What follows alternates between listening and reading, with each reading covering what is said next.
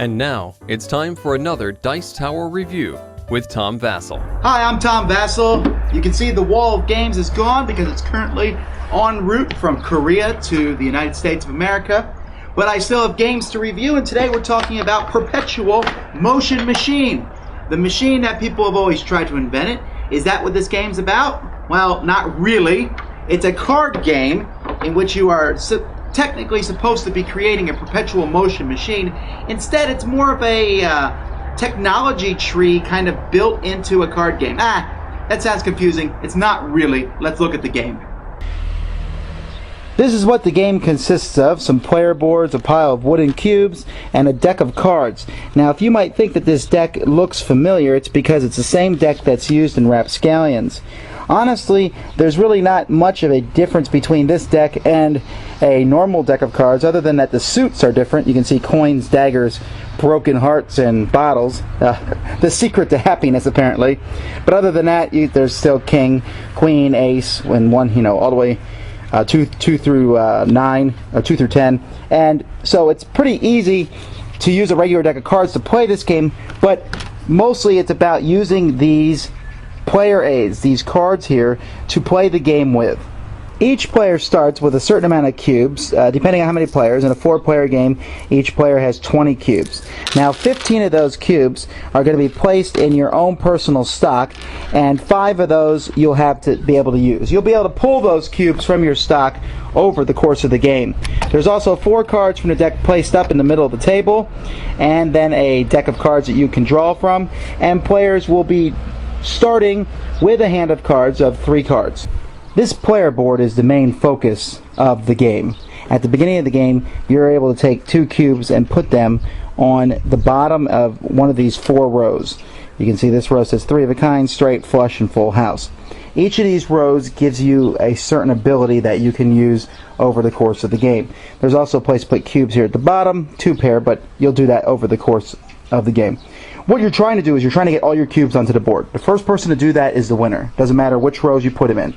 However, the rows that you put them in, or the columns that you put them in, will give you benefits. So let's look at each of these columns. The first column, you are able, as one of your actions on your turn, to trade cards in to take cubes out of your reserve. Now, normally you can trade in 1 card for 1 cube. However, the higher you have this column here, the more you can do. You can see at the top you can trade in 6 cards for 6 cubes. Over here, the second column shows you the maximum cards you can have in your hand. Normally you can have 5 cards maximum in your hand. You have to discard anytime you go over 5, back down to 5. But if you get this column all the way up to the top, you could have 10 cards in your hand. Each turn, if you want, as one of your actions, you can draw cards from the face down pile. Well, actually, in the beginning, you can't. You can draw 0 cards, but as it goes upwards, you can draw 1 card. Once you get up here, you can draw 2 cards from the face down, and all the way at the top, you can draw 3 cards. Or you can draw from the face up cards. You can always draw one of the face up cards, but as this column goes upwards, you'll be able to draw up to 4 of the face up cards. And as the game goes on your turn, you have actions that you can take. You can take cards, as according to the columns that you have. You can trade cards for cubes, like I explained. Or you can play cards to put cubes down. To play cards, you simply have to play whatever it says on each section. Here you have to play a full house. Here you play a flush, a straight, 3 of a kind. Here at the bottom, if you play 2 pair, you put 2 cubes on this row. Now, why would you want to put cubes in the bottom? Well, basically just to get rid of them. It's important to get rid of all your cubes. That's how you win the game. And you can see that even at the top, when you're getting rid of the last cubes in a column, you're putting down 3 or 4 rather than just 1. First person to get rid of all their cubes is the winner. There's a few other rules, as in, for example, when you're playing a straight flush, then you get to put a cube in both columns. If you play 4 of a kind, you can, rather than just 2 pair, you can put down extra cubes, or sometimes you can pull cubes straight from your reserves. But basically, that's how the game works. Each player takes their turns. They're drawing cards, trying to get flushes and straights and full houses into their hand, and then increasing the columns. You pick which columns you get. You can decide, do you think a bigger hand will help you, or the chance to draw more cards? Or maybe you want to get those 3 of the kinds out of the way so you can get all your cubes out of your reserve as quickly as possible. So, like I said, almost as a technology tree type action style to it. The game takes about 30 to 40 minutes to play.